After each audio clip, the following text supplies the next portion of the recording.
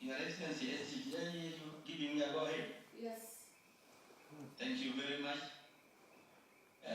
Excellency, Dr. William Samoei Ruto, President of the Republic of Kenya, and Chairperson of EAC.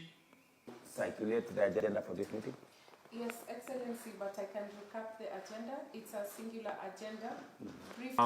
Since there are only two members outside the facilitators, I will take it that that is the agenda and we can move to the next item.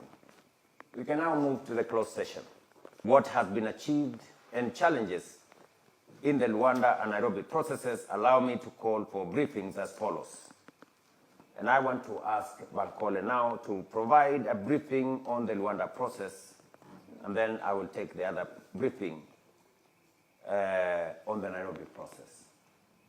Commissioner Bankole, if you are with us, please proceed. Thank you very much, Excellency. We are very pleased to provide this very brief background to the Luandans.